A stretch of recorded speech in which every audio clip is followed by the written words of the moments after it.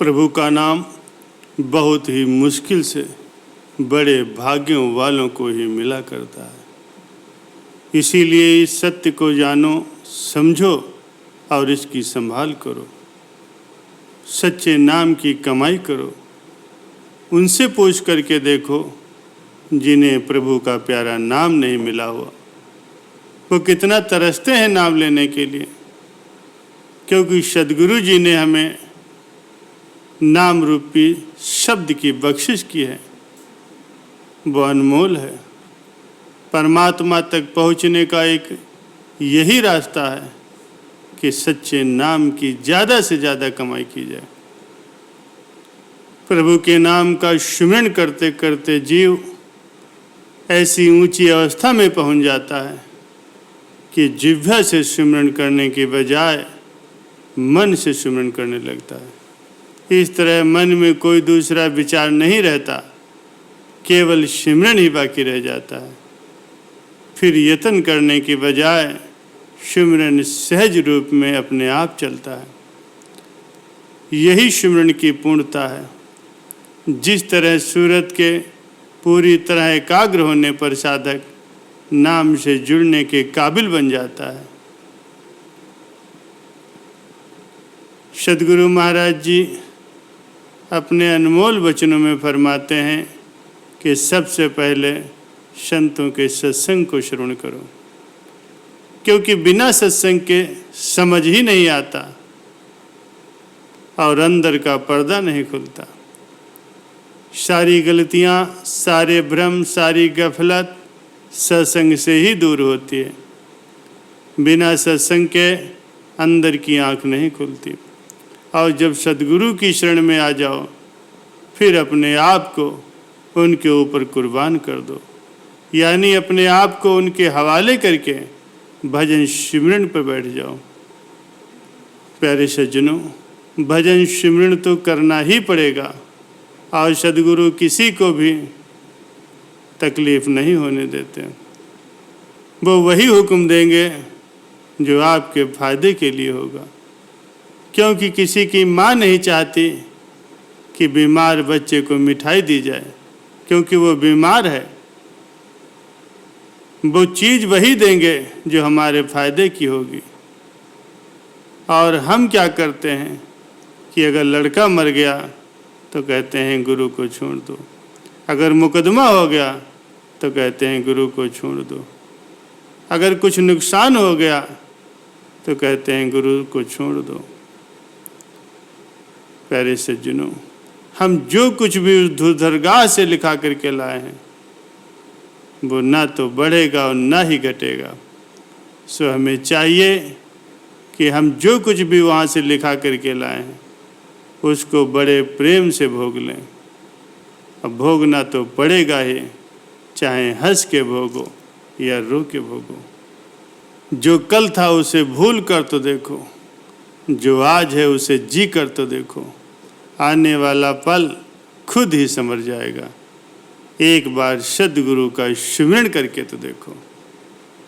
प्यारे सज्जनों, सत्संग में तो बहुत से लोग बैठते हैं, पर सत्संग बहुत कम लोगों में बैठ पाता है। दुनिया में किसी के बिना किसी का काम नहीं रुकता। एक घर के मुखिया को यह अभिमान हो गया कि उसके बिना उसके परिवार का काम नहीं चल सकेगा।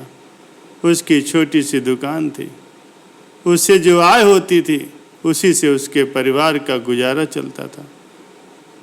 चूँकि कमाने वाला वो अकेला ही था, इसीलिए उसे लगता था कि उसके बगैर कुछ भी नहीं हो सकता।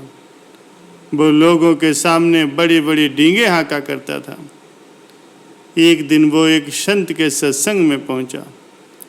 संत कह रहे थे कि दुनिया में किसी के बिना किसी का काम नहीं रुकता। यह अभिमान व्यर्थ है कि मेरे बिना परिवार यह समाज ठहर जाएगा, क्योंकि सभी को अपने अपने भाग्य के अनुसार ही प्रारब्ध प्राप्त होता है। सत्संग समाप्त होने के बाद उस मुखिया ने संत से कहा, मैं दिन भर मेहनत से कमा करके पैसे लाता हूँ, उसी पैसे से ही मेरे घर का खर्च चलता है। मेरे बिना तो मेरे परिवार के लोग भूखों मर जाएंगे। संत बोले, भाई ये तुम्हारा भ्रम है, क्योंकि संसार में हर कोई अपने अपने भाग्य का ही खाता है। उस पर मुखिया ने कहा, आप इसे प्रमाणित करके दिखाइए। संत ने कहा, ठीक है, तुम बिना किसी को बताए घर से 1 महीने के लिए गायब हो जाओ। उसने ऐसा ही किया। गांव में ये बात फैला दी गई कि उसे बाघ ने अपना भोजन बना लिया। मुखिया के परिवार वाले कई दिनों तक शोक संतप्त रहे।